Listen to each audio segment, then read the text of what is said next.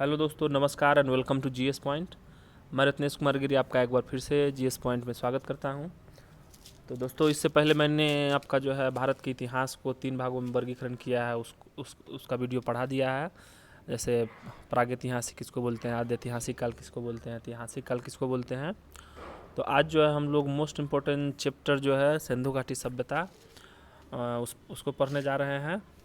तो आशा करता हूँ कि मेरे द्वारा पढ़ाया गया वीडियो आपको अच्छा लगता होगा। तो चलिए दोस्तों, आज का टॉपिक हम लोग स्टार्ट करते हैं, सिंधु घाटी सभ्यता। तो यह सभ्यता पहले तो ये क्या थी दोस्तों, सिंधु घाटी सभ्यता जो है सिंधु नदी के किनारे प्राचीन समय में कोई भी सभ्यता का विकास या फिर कोई भी राजवाड़े या फिर बड़े शहर आप देख लीजिए, जितने भी हैं वो नदी के किनारे हैं, क्योंकि नदी एक ऐसा माध्यम है जिससे कि आप यातायात कर सकते हैं, आने जाने में सुविधा होगी। उसके बाद जो है कोई भी फसल या फिर मूलभूत आवश्यकता पानी होता है मनुष्य जीवन में, चाहे जंतु जीवन में, उससे भी आप पूर्ति कर सकते हैं। तो कोई भी सभ्यता या बड़ा नगर जो बसा है वो नदी के किनारे बसा है। तो इसीलिए जो आपका सिंधु नदी के किनारे सिंधु घाटी सभ्यता, हड़प्पा सभ्यता, इसका नाम पड़ा है। तो ठीक है, चलते हैं। यह सभ्यता सिंधु नदी के तट पर मिली थी, इसलिए सिंधु घाटी सभ्यता, और इसका सबसे पहले जानकारी हड़प्पा की खुदाई से हुई थी, इसलिए हड़प्पा सभ्यता कहा जाता है। तो दोस्तों, ये जो हड़प्पा सभ्यता जो है, जब भारत में ब्रिटिश लोग आए थे, उसके बाद जो है वो व्यापार करने के लिए, तो खुदाई कहाँ से चालू हुआ। हम लोग तो कोई इतना बड़ा सिद्ध पुरुष नहीं थे जो वहाँ से खुदाई चालू कर देंगे कि नहीं यहीं पे है। तो जब दोस्तों भारत पाकिस्तान तो अखंड राज था, यानी रेल बिछाने का काम जब किया गया, तो ऐसा देखा गया कि सिंधु नदी और उसके आसपास क्षेत्र में, हरियाणा, पंजाब, इस सब के क्षेत्र में एक ऐसा ईंट मिल रहा था। फिर उसके बाद उत्खनन से कुछ कुछ प्राप्ति होने लगा, जिसके आधार पर जो है बहुत सारे विद्वान और स्कॉलर जो हैं इस सभ्यता की खोज के लिए वहाँ पे खुदाई चालू किए, और ये सभ्यता जो है उभर के हमारे सामने आई है, जिसको हम लोग पढ़ते हैं।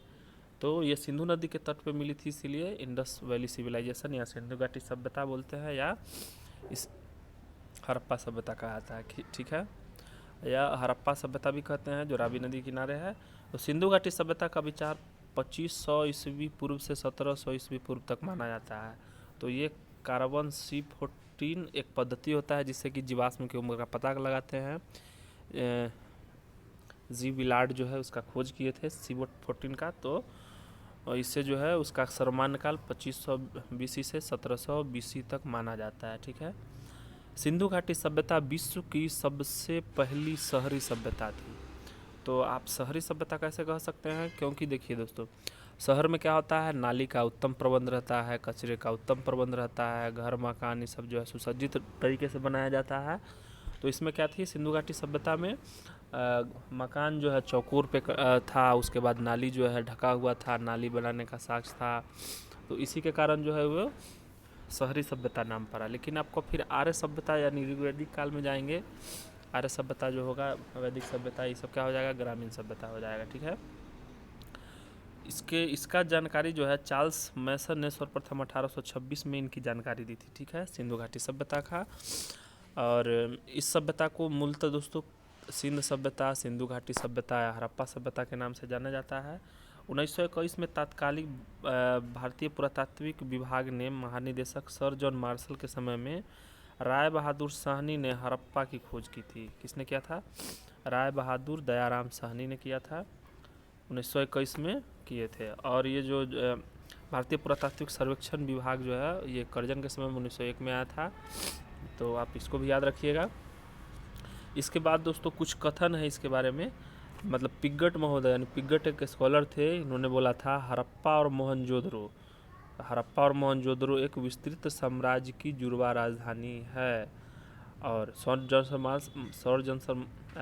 जॉन मार्शल ने सिंधु घाटी सभ्यता नाम दिया था।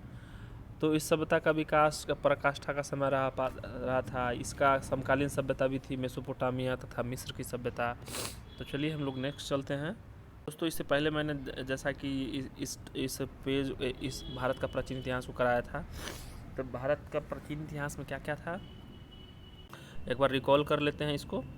देखिए भारत का प्राचीन इतिहास में था दोस्तों अतीत का अध्ययन, क्या बोलते हैं, इतिहास अतीत के घटित घटनाओं का विवरण है और अतीत का अध्ययन इतिहास कहलाता है, इतिहास का पिता हेरोडोटस को बोलते हैं। भारत में जो इतिहास है दोस्तों उसको 3 भागों में बांटा गया है, प्रागैतिहासिक, आद्यैतिहासिक और पाषाण ऐतिहासिक काल। प्रागैतिहासिक काल, इस काल में मानव लिपि एवं लेखन कला से परिचित नहीं थे, यानी क्या है, ये जो है खुदाई से प्राप्त हस्तकुठाल और जो आपका हुआ है 1863 में, उसी के आधार पर जो है हम लोग प्राप्त किए हैं। जैसे इसमें पाषाण काल या ताम्र काल जो आता है, उस प्रागैतिहासिक में पाषाण काल या ताम्रपाषाण आता है, ठीक है। फिर प्रागैतिहासिक काल कहाँ से दोस्तों, 20 लाख से लेके लगभग 20 लाख से लेके लगभग कहाँ तक है, 4000 तक है, ठीक है।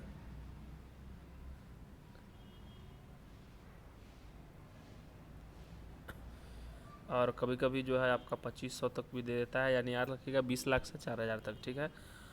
तो पाषाण काल, ताम्रपाषाण काल, आद्यैतिहासिक काल, लिपि के परिचय तो थे, यानी लिपि परिचय में थे लेकिन उसको पढ़ नहीं पाए हैं, जैसे हड़प्पा सभ्यता या सिंधु घाटी सभ्यता को पढ़ नहीं पाए हैं। तो इसका काल कहाँ से कहाँ था दोस्तों, यानी 2500 BC से लगभग आप चल जाइए 1500 BC तक, ठीक है। और मतलब प्रागैतिहासिक काल में लिखित लिपि और लेखन परिचित नहीं था, आद्यैतिहासिक काल में परिचित लेखन लिपि जो तो है लेकिन पढ़ नहीं पाया, लेकिन ऐतिहासिक काल में मानव किसी भी लिपि से परिचित था और वह पढ़ी भी जा सकी है, जैसे प्राचीन भारत, मध्यकालीन भारत, आधुनिक भारत। और ऐतिहासिक काल मुख्यतः ऋग्वैदिक काल से चालू होता है, उत्तर वैदिक काल और ऋग्वैदिक काल, ठीक है। अब देखिए कोई भी देश का जैसे चौहद्दी होता है तो वो आपका सिंधु घाटी सभ्यता का भी विस्तार स्थल है, उसको भी पढ़ लेते हैं। सिंधु घाटी सभ्यता उत्तरी सीमा मांडा जम्मू कश्मीर में है, उत्तरी सीमा का है मांडा जम्मू कश्मीर में है, दक्षिणी सीमा दाइमाबाद महाराष्ट्र में था दोस्तों, पश्चिमी सीमा सूतका गड्डूर बलूचिस्तान आधुनिक पाकिस्तान में है, पूर्वी सीमा आलमगीरपुर उत्तर प्रदेश में है। कुल मिला के आपका अगर इसको देखिएगा तो क्या होता है, इसको जोड़िएगा तो क्या त्रिभुजाकार बनता है, ठीक है। यानी सिंधु घाटी सभ्यता के आकार जो है त्रिभुजाकार है। उत्तरी सीमा मांडा जम्मू कश्मीर, दक्षिणी सीमा दैमाबाद महाराष्ट्र, पूर्वी सीमा आलमगीरपुर उत्तर प्रदेश तथा पश्चिमी सीमा सुतका गेंडोर बलूचिस्तान में है, ठीक है। अब देखिए सिंधु घाटी सभ्यता के अंतर्गत इंडस वैली सिविलाइजेशन के अंतर्गत जो है हम लोग देख लेते हैं सामाजिक जीवन। सिंधु पहले तो हम पढ़ लेते हैं दोस्तों पाकिस्तान में कहाँ कहाँ से साक्ष्य मिला है, कौन कौन से शहर है। तो पाकिस्तान में कहाँ है, बलूचिस्तान हो गया, पंजाब हो गया और उसका सिंध प्रांत हो गया, ठीक है।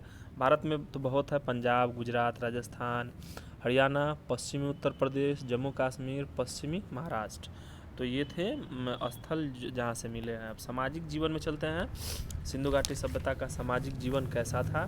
तो इसमें सिंधु सभ्यता के समाज का स्वरूप मातृस्थात्मक था, यानी मातृस्थात्मक कांस्य निर्मित मूर्ति का जो चित्र मिला था, जिससे हम लोग पता लगाते हैं कि ये मातृस्थात्मक समाज था।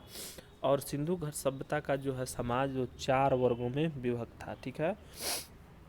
विद्वान वर्ग, योद्धा वर्ग, व्यापारी एवं शिल्प वर्ग एवं श्रमिक वर्ग, ये 4 जो है वर्ग वही जो है अपना समाज और उस समय का जो राष्ट्र था उसको चलाने में अहम योगदान देती थी, ठीक है।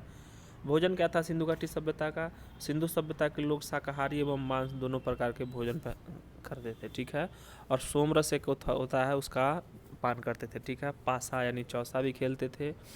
आपका सर्कस का ग्रिड पद्धति जो है उसी इस सिंधु घाटी सभ्यता का ही देना है। तो बहुत सारे फैक्ट्स आते हैं। तो इससे पहले मैंने आपको सिंधु घाटी सभ्यता का 111 टॉप मोस्ट MCQ क्वेश्चन भी करा दिया है, तो आप इसको भी देख सकते हैं, इसका डिस्क्रिप्शन पे मैं लिंक दे दूंगा। नेक्स्ट चलते हैं,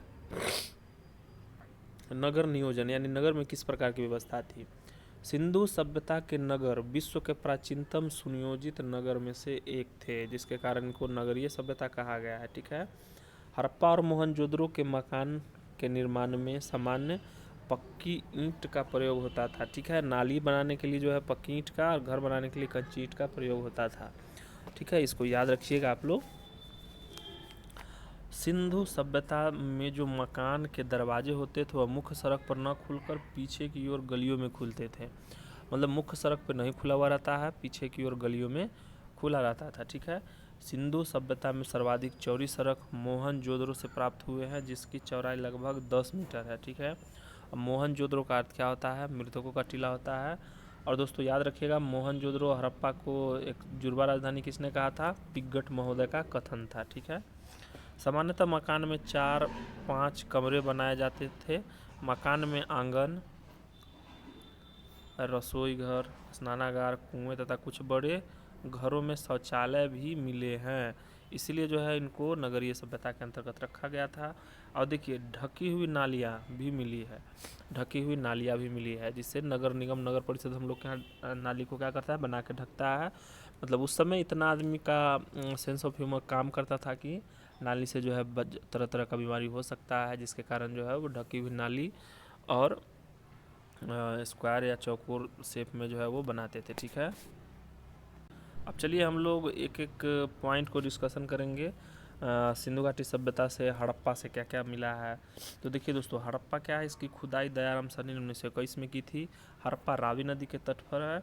वर्तमान में कहाँ है? पाकिस्तान में स्थित है। ठीक है, हड़प्पा जो है पाकिस्तान मोंटोमोगरी ज़िला में है। ठीक है, याद रखिएगा, हड़प्पा पाकिस्तान के मोंटोमोगरी ज़िला में है। यहाँ से निम्नलिखित वस्तुएं मिली है, जैसे श्रमिक आवास, अन्नागार, लकड़ी का ताबूत, R37 कब्रिस्तान। उसके बाद जो है शंख मिला है, शंख का बैल, शंख का बना बैल, उर्वरता की देवी का चित्र मिला है, ईंटों के वृत्ताकार चबूतरे मिले हैं, और आपका जो है बर्तन के बने मछुआरे का चित्र मिला है। ठीक है, और इसमें पूर्वी टीला और पश्चिमी नगर में टीला होता था, इसको बताया गया है। ठीक है, और यह मोंटमोगरी वर्तमान साहिवाल पाकिस्तान में है, रावी नदी के तट पे है। ठीक है, तो आप इसको याद रखिएगा। अब हम लोग चलते हैं मोहनजोदड़ो, 1922 में जिसका खोज किए थे। तो देखिए, मोहनजोदड़ो सभ्यता का उत्खनन 1922 में राखला दास बनर्जी के द्वारा किया गया था। यह सिंधु नदी के तट पर पाकिस्तान के सिंध प्रांत में है। ठीक है, भारत में पाकिस्तान में मुख्यतः 4 प्रांत है। सिंध हो गया, खैबर पख्तून हो गया, बलूचिस्तान हो गया, और एक और है सिंध, बलूच, खैबर पख्तून और पंजाब, 4 प्रांत है। ठीक है, तो मोहनजोदड़ो सिंधी भाषा का में शाब्दिक अर्थ होता है मृतकों का टीला। तो ठीक है, लारकाना जिले में मिला है। यहाँ से पुरोहित का आवास मिला है। ठीक है, अन्नागार का साक्ष्य मिला है, विशाल स्नानागार मिला है, घर में कुआं मिला है, आदि शिव का जो है कांस्य निर्मित मूर्ति मिला है, कांसे की बनी नर्तकी का मूर्ति मिला है, सबसे चौड़ी सड़क मिला है, और सूती कपड़ा का भी साक्ष्य मिला है, जो गीली मिट्टी पर मतलब, और गीली मिट्टी का भी कपड़ा मिला है। हाथी का कपाल खंड मिला है, घोड़े का दांत मिलने का भी साक्ष्य है, और अभिलेख युक्त सर्वाधिक मुहरे भी मिले हैं, और तत्कालिक विश्व की आश्चर्यजनक निर्माण के अंतर्गत इसको रखा गया है। ये लारकाना जिला सिंध प्रांत पाकिस्तान में है, जो कि सिंधु नदी के किनारे में है। ठीक है, अब हम लोग चलते हैं चन्हूदड़ो। देखिए, चन्हूदड़ो इसकी खुदाई गोपाल मजुमदार ने किया था। वर्तमान में यह सिंधु सभ्यता के तट पर पाकिस्तान में स्थित है। ठीक है, यह एकमात्र ऐसा शहर है जो दुर्ग रहित है, यानी इसमें दुर्ग का निर्माण नहीं किया गया था। यह औद्योगिक शहर है। ठीक है, यहाँ से निम्नलिखित वस्तु के साक्ष्य मिले हैं: लिपस्टिक, शीशा, मनके और गुड़िया, कुत्ते और बिल्ली के पैरों के निशान मिले हैं। ठीक है, अलंकृत आपका जो है हाथी में मिले हैं, और बिल्ली का पीछा करते हुए कुत्ते का चित्र है, और वक्राकार ईंट भी मिले हैं। तो याद रखिएगा दोस्तों, चन्हूदड़ो गोपाल जी मजुमदार द्वारा सिंधु नदी के तट पे है। और ये सब जो पॉइंट जितने भी हैं, आपका पीसीएस, स्टेट पीसीएस, बिहार दरोगा, जेएसएससी, जितने भी आप एग्ज़ाम देते हैं स्टेट लेवल के या यूपीएससी, सब के लिए ज़रूरी है। अब चलते हैं रोपड़ है। तो रोपड़ में क्या है? रोपड़ भी एक सिंधु घाटी सभ्यता का स्थल है। तो इसकी खुदाई यज्ञदत्त शर्मा ने की थी। अब वर्तमान पंजाब में सतलज नदी के किनारे में है। ठीक है, यहाँ पर मिली वस्तु के यहाँ पर मानव के साथ कुत्ते को दफनाए जाने का प्रमाण है। जैसे एक बुर्ज होम से भी कुत्ते को दफनाने जाने का प्रमाण मिला है। नवपाषाण काल में भी ऐसे 100 बुर्ज होम से मिले हैं। ठीक है, और भी है दोस्तों, आधुनिक नाम इसका क्या है? आधुनिक नाम रूपनगर है, याद रखिएगा, रूपनगर आधुनिक नाम है। और सेलखरी का जो है क्या मिला है? सेल खड़ी की मुहर मिला है, सेल खड़ी का मुहर मिला है, ठीक है। चट के बटखरे मिले हैं। उसके बाद तांबे के वान तथा कुल्हाड़ी मिले हैं। मनुष्य के साथ पालतू कुत्तों को दफनाया गया था। पंजाब भारत में है, ये आपका सतलज नदी के तट पे है, ठीक है। चलिए, कालीबंगा भी फेमस है स्थल। कालीबंगा इसका खुदाई बी के थापर एवं बीबी लाल किया था। याद रखिएगा, काला से लाल, थप्पड़ मारेंगे तो करिया से लाल हो जाइएगा। वर्तमान में राजस्थान के घग्गर नदी के किनारे है, ठीक है दोस्तों। कालीबंगा का अर्थ होता है काली मिट्टी की चूड़ी। काली मिट्टी की चूड़ी इसका अर्थ होता है। और यहाँ पे जो है हल से जोते हुए खेत का निशान मिला है। अलंकृत ईंट मिले हैं। तो दोस्तों, ईंट दो प्रकार के होते थे, कच्ची ईंट यानी कच्ची ईंट और पक्की ईंट। पक्की ईंट तक कच्ची ईंट भवन निर्माण में प्रयुक्त होता था और पक्की ईंट जो है केवल नाली, कुओं एवं स्नानागार में प्रयोग होता था, ठीक है। उसके बाद हवन कुंड का और चूड़ी का साक्ष्य मिला है। हवन कुंड और चूड़ी का भी साक्ष्य मिला है, और भी सारे साक्ष्य मिले हैं। तो उसमें क्या था, भूकंप का साक्ष्य मिला है। एक चबूतरे पर अग्निकुंड, कुआं और पक्की ईंटों एवं आयताकार गर्त मिले हैं। दूसरे चबूतरे पर 7 अग्निकुंड और वेदिका समझते हैं ना, जिससे घी डालते हैं हम लोग वेद में, वो मिला है। सेल खरी की मुहरे, मृदभांग मिले हैं। दोस्तों, ये आपका कहाँ है, कालीबंगा राजस्थान में है, वर्तमान राजस्थान में है, ठीक है। राजस्थान में कहाँ पर है, हनुमानगढ़ जिला में है, याद रखिएगा। अब हम लोग सुरकोतदा में आ गए हैं। तो सुरकोतदा से क्या मिला है, तो सुरकोतदा इसकी खनन जो है गणपति जोशी ने कराया था। वर्तमान में गुजरात में स्थित है। यहाँ से साक्ष्य मिले हैं घोड़े की हड्डियाँ। और इसमें क्या था दोस्तों, नगर को 2 दुर्गीकृत किया गया था। नगर में जो है 2 दुर्गीकृत किया गया था। पहला को गढ़ी क्षेत्र बोलते थे और दूसरा को क्या बोलते थे, आवास क्षेत्र बोलते थे। प्राप्त साक्ष्य क्या था, कब्रिस्तान से कलश का समाधान, यानी घोड़े के हड्डी तो मिले ही हैं, साथ में कब्रिस्तान से क्या मिला है, कब्रिस्तान से मिला है समाधान। उसके बाद घोड़े की हड्डी, यह कच्छ गुजरात में पड़ता है, ठीक है। इसमें इतना ही जानना है, जितने भी इम्पोर्टेंट पॉइंट है मैं उसको डिस्कस कर रहा हूँ, जिससे कि आपको आने वाले एग्जाम में अगर आप इसको बना लेते हैं तो आपको जो है ऑप्शन एलिमिनेट या डायरेक्ट आप कोई भी एग्ज़ाम क्वालिफाई कर सकते हैं, ठीक है। उसके बाद जो है कुछ और स्थल है, तो उसके बारे में उतना फेमस नहीं, जैसे दैमाबाद है, साड़ उसमें प्राप्त साक्ष्य में अहमदाबाद ज़िले में मिला है। बनवाली है, जिससे क्या लाजवर्द एवं कार्नेलिया मिला है। तांबे का वान, मोहरे, तो उतना इम्पोर्टेंट वो सब नहीं है। अब चलते हैं लोथल सभ्यता, क्या है, लोथल सभ्यता का उत्खनन लोथल है। तो लोथल क्या है, लोथल भी आपका था भोगवा नदी के तट पे था। तो इसमें था R.N. राव एवं भगवा नदी के किनारे, अहमदाबाद गुजरात में था। यहाँ से वस्तुएं मिले हैं। तो लोथल से क्या मिले हैं, यहाँ से सिंधु सभ्यता का बंदरगाह मिला है और यहाँ के दरवाजे सड़कों की ओर मिलते थे, यानी सिंधु घाटी सभ्यता के दरवाजे सड़कों की ओर नहीं खुल के पीछे की ओर खुलते थे। लेकिन लोथल में क्या था, जो कि भोगवा नदी किनारे है, वो आपका जो है वो मुख्य सड़क की ओर खुलता था। तो इसमें इसका भी विशेषता था इस जगह का। पश्चिम एशिया से व्यापार के लिए एक प्रमुख बंदरगाह था लोथल। तो क्या था, लोथल जो है पश्चिम एशिया से व्यापार के लिए एक आपका जो है वो मुख्य बंदरगाह था।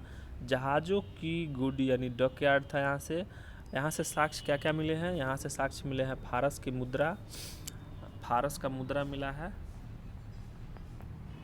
फारसी मुद्रा। उसके बाद और क्या मिले हैं, देखिए लोथल यहाँ पे है, फारस की मुद्रा मिले हैं, पक्के रंग में रंगे हुए पात्र मिले हैं।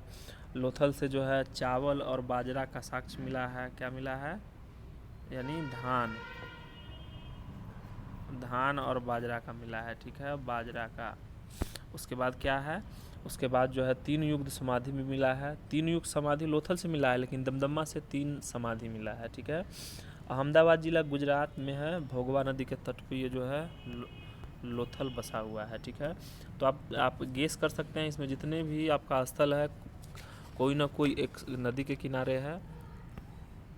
अब देखिए हम लोग कुछ तथ्य पढ़ते हैं, आपको अन्य महत्वपूर्ण तथ्य में से आपका इसी से आपको आने वाले एग्ज़ाम में क्वेश्चन आने की ज़्यादा संभावना रहते हैं। जितने भी मैंने हम लोगों ने वीडियो बनाया है, जितने भी मैंने पढ़ाया है आपको, अगर आप इसको अच्छे से पढ़ लेते हैं, प्लस आप लूसेंट वगैरह चाहे कोई भी बुक प्रेफर करते हैं और साथ में सबमर्ज करके पढ़ते हैं, तो आपको क्या होता है, एक अच्छी तैयारी आपकी हो जाएगी, जिससे आप जो है वो फ्रस्ट्रेट ना हो के एग्ज़ाम में अच्छा खासा नंबर ले सकते हैं।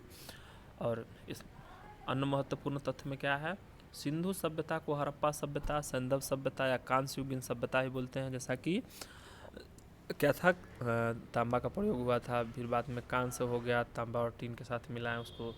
सिंधु सभ्यता की लिपि भाव चित्रात्मक थी, यानी इसका लिपि अभी तक पढ़ा नहीं गया है। जो दाएं से बाएं लिखी जाती थी अभी तक नहीं पढ़ा गया है, ठीक है। जो दाएं से बाएं लिपि आती, जिसको बुस्टोफेमेद लिपि भी बोलते हैं दोस्तों। सैंधववासी विश्व में कपास के प्रथम उत्पादक थे, विश्व में कपास के प्रथम उत्पादक थे, इसलिए यूनानियों ने कपास का नाम सिंडोन रखा, जिसका अर्थ होता है सैंधववासियों की उपज, यानी सिंडोन रखा था, जिसका अर्थ होता है सैंधववासियों की उपज। सिंधु घाटी सभ्यता के लोग कृषि भी करते थे और पशुपालन भी करते थे, परंतु उनका मुख्य व्यवसाय क्या था, व्यापार था।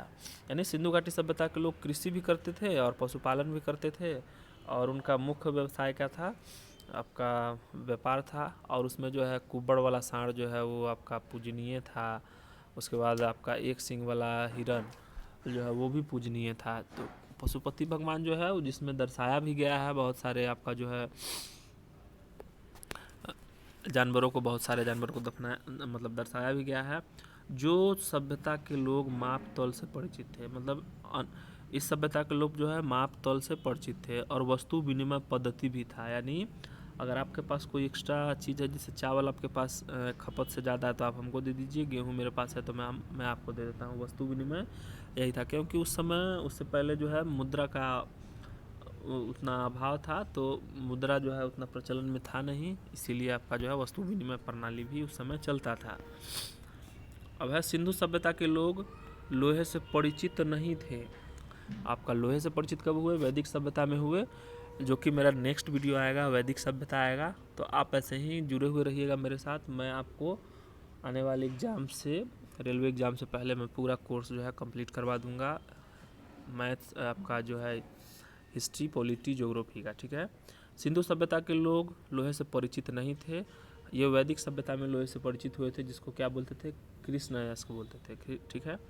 हड़प्पा में मिट्टी के बर्तनों से सामान्यतः लाल रंग का प्रयोग होता था। यानी हड़प्पा में मिट्टी के बर्तन में सामान्यतः लाल रंग का प्रयोग होता था, जैसा कि आप देख रहे हैं चित्र में। हड़प्पा सभ्यता के मोहरों में बहुत सारे जानवरों के चित्र मिले हैं, और शेर का साक्ष्य जो है वो नहीं मिला है।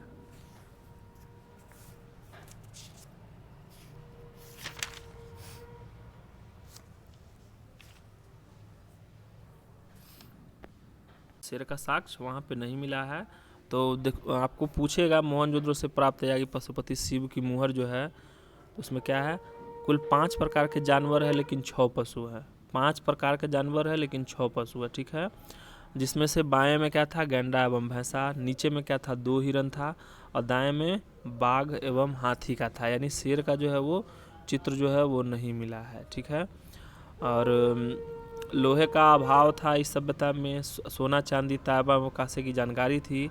हाथ से चाकों का प्रयोग करते थे आदमी। उसके बाद जो है मूर्ति पूजा का भी प्रचलन था, जैसा कि आपको मातृस्थात्मक सभ्यता इसको बोला जाता है। तो क्या था, कांस्य निर्मित मातृस्थात्मक का जो चित्र मिला था, जिसके आधार पर इस सभ्यता का विकास। और शेर के अवशेष मिले हैं, घोड़े के अवशेष प्राप्त, परंतु चित्र का अभाव मिला है, ठीक है। कपास भी यहीं किया गया था, वस्तु विनिमय द्वारा होता था। सैंधव सभ्यता में लोहा पहचान इसी के लिए किया गया है।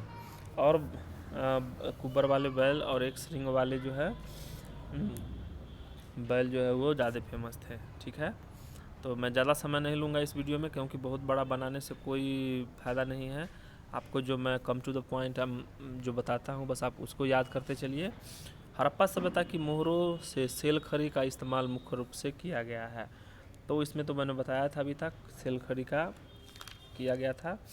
तो दोस्तों हम लोगों ने अच्छे से आज पढ़ा है, तो आशा करता हूँ कि आपको मेरे द्वारा पढ़ाया गया इस वीडियो अच्छा लगा होगा। तो अगर आप वीडियो अच्छा लगा है तो लाइक, सब्सक्राइब और दोस्तों के साथ शेयर कीजिए और बेल आइकन को दबा लीजिए, जिससे कि आने वाले मेरे वीडियो को नोटिफिकेशन आपको पहले मिल जाए और आप मेरे कोई भी वीडियो से वंचित ना रहें। तो मिलते हैं नेक्स्ट वीडियो में। जय हिंद, नमस्कार, थैंक यू फॉर वॉचिंग।